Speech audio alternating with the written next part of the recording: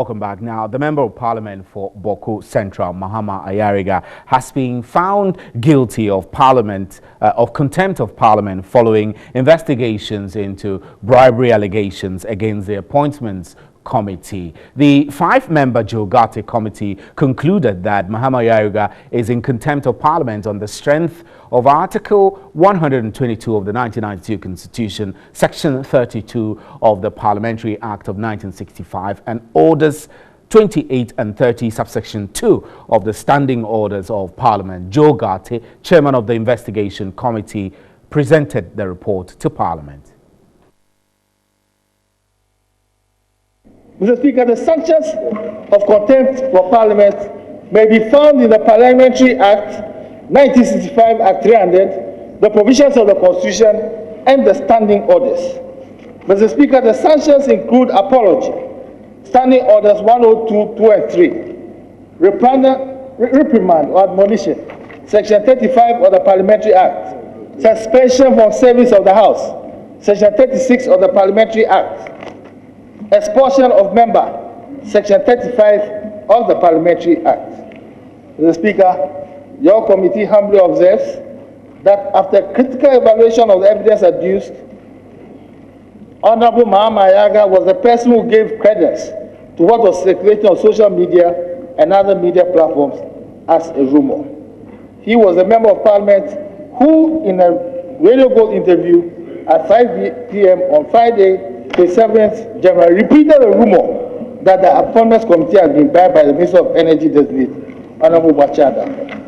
Mr. Speaker, this we find unfortunate, as Honorable Ayariga failed to ascertain the veracity of the rumor prior to publishing it. The reputation of Parliament and the image of the institution has been greatly injured by the allegation. The reputation and dignity of the First Deputy Speaker, other members of the Appointments Committee, and that of the Minister for Energy have equally suffered considerable damage. As a result of these observations, your committee comes to the firm conclusion that Honorable Mahama Ayariga is in contempt of Parliament on the strength of Article 112 of the 1992 Constitution. Your committee recommends to the House as follows: that the Honorable Member for Bawku Central, Mr. Mahama Ayariga, be remanded by Right Honorable Speaker in accordance with Section 35 of the Parliament Act 1965, Act 300. That Mr. Mahama Ayariga renders an unqualified apology to the House and thereby purging himself of the contempt. Meanwhile, Parliament was forced to adjourn sitting today after the Speaker, Professor Michael Quay, said the implicated Mahama Ayariga failed to show remorse in his apology to Parliament. Closure to this case. Mr. Speaker, I don't know which one is our primary concern. Remember, Mr. Speaker, that there are cameras, and what we are discussing here is live on radio outside, and there are millions of Ghanaians who are listening and watching. And Mr. Speaker, they are discerning minds, and they are listening to us. How we conduct ourselves at this critical hour. At this critical hour.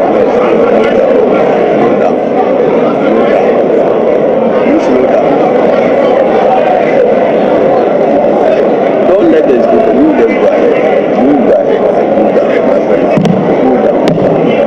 I guess. For the second time, Honorable Ayariga,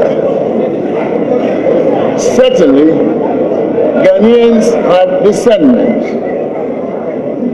but that discernment is not devoid of the 275 people who in their discernment and wisdom have elected to represent them in this august house.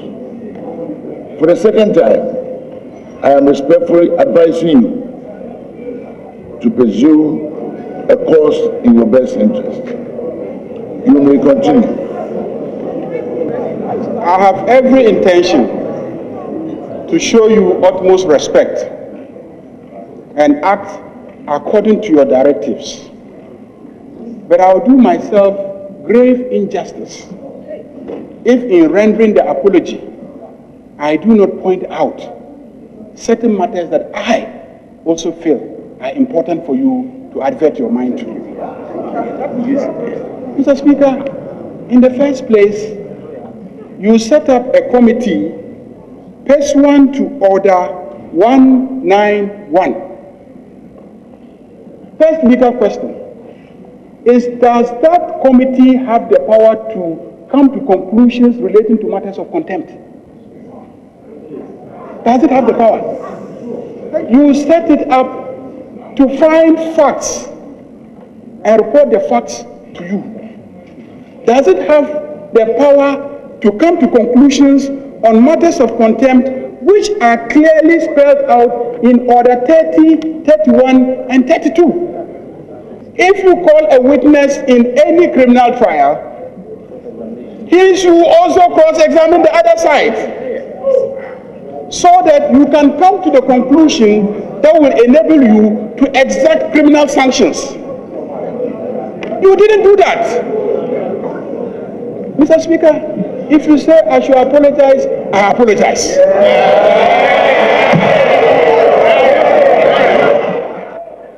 Right, so we were told that there was near chaos in Parliamentary, almost resulting in fisticuffs as members traded words and accusations after the ad hoc committee Bribery presented its report. Let's do some analysis on this. We have on Skype Dr. Rashid Dramani. He's joining us. Doc, good evening. We're grateful that you're joining us.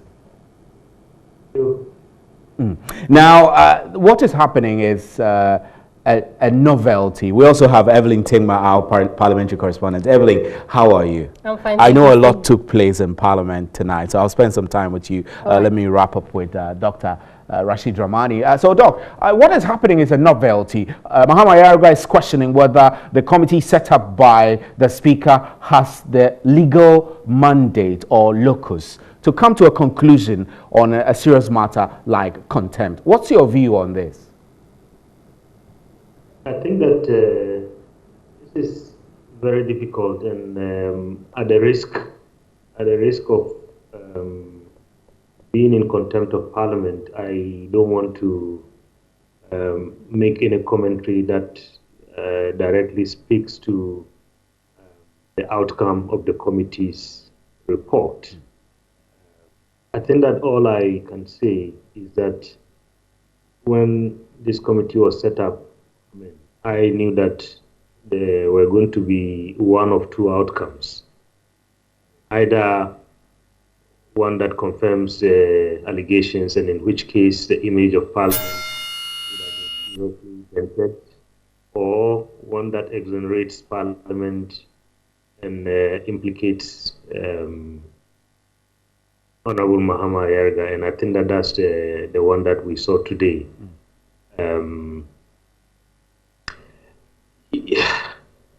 Honestly, I don't know what to say. I don't know what to say to you, but certainly I think our Parliament is going through very interesting times.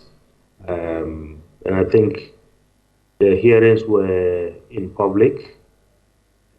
Most of us followed the hearings, and I just hope Ghanaians would make up their minds in terms of what they think of our legislative institution. Right. Dr. Rashid Dramani, I'll have you hold. I'll come to the studio. Evelyn Tingma, today you were in Parliament all day. I know you may possibly have been tired, but tell us about the drama you witnessed in Parliament, especially towards the end of the day tonight.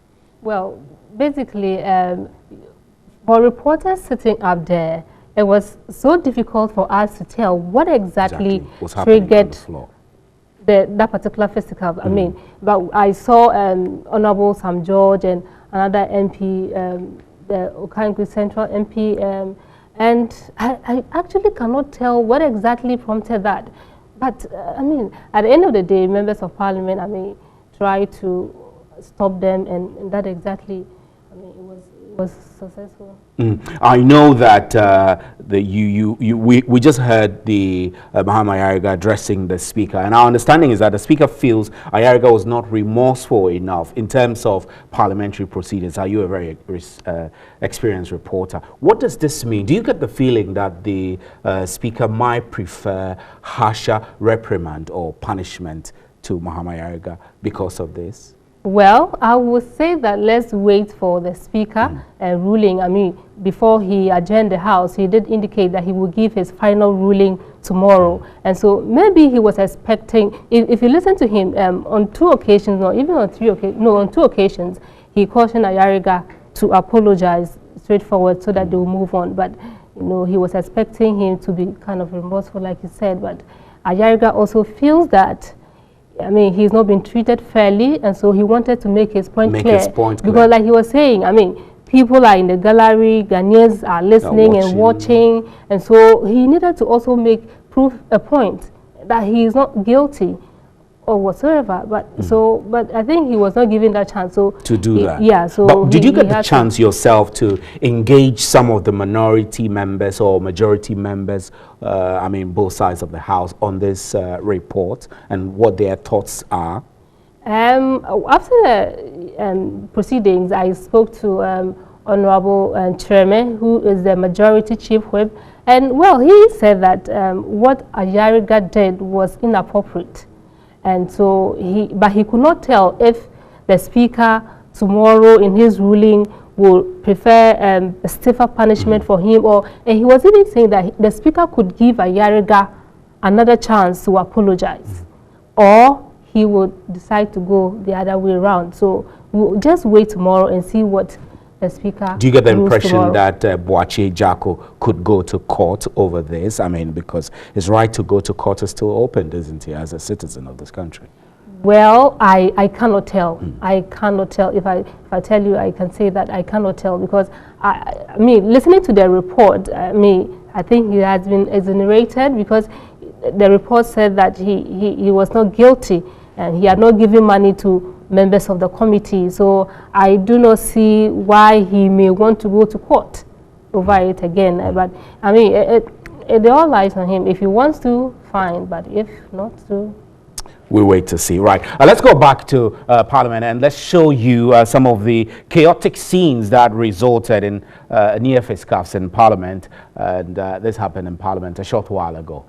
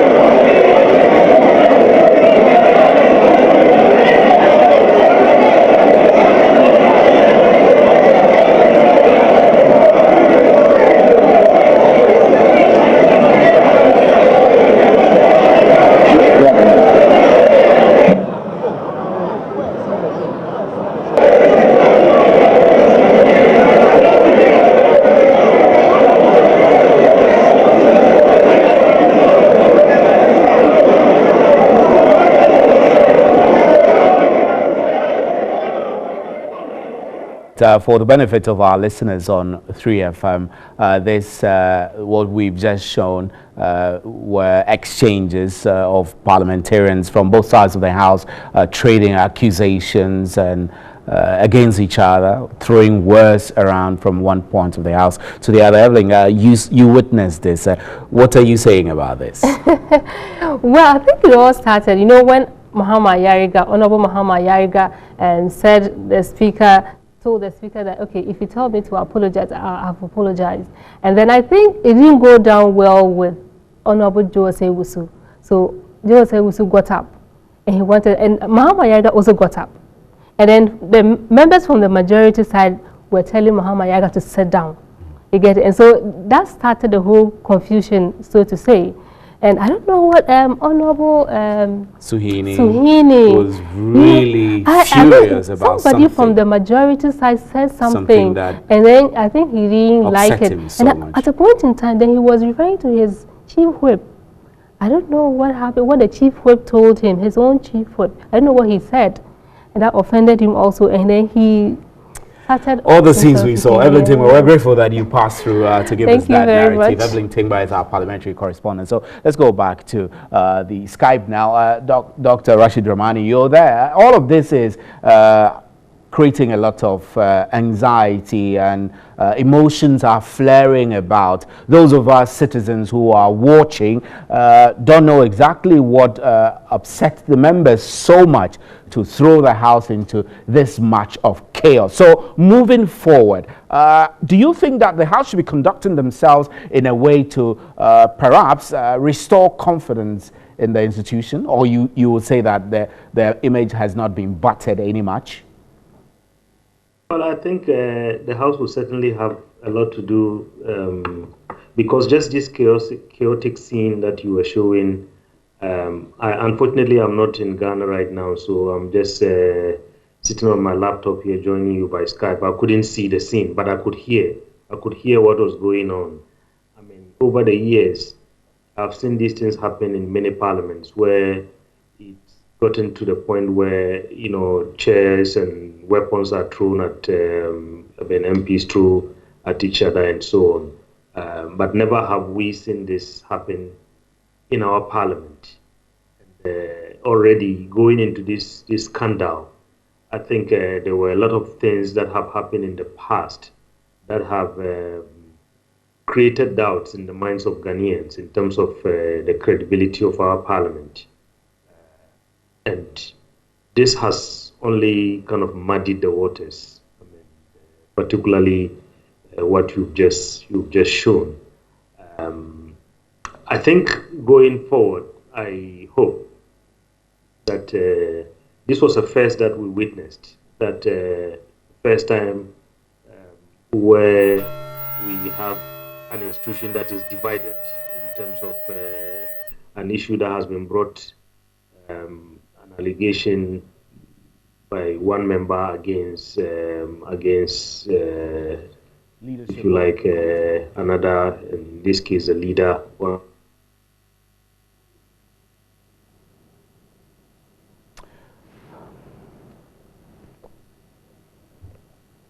Right. Doc, I think we've lost your signal. Dr. Rashid Ramani is with the Parliamentary, an NGO which does parliamentary discourse and things like that. I'm Stephen Anti. All of this is providing some critique over Parliament and the way they do their work. But we're live on 3FM 90.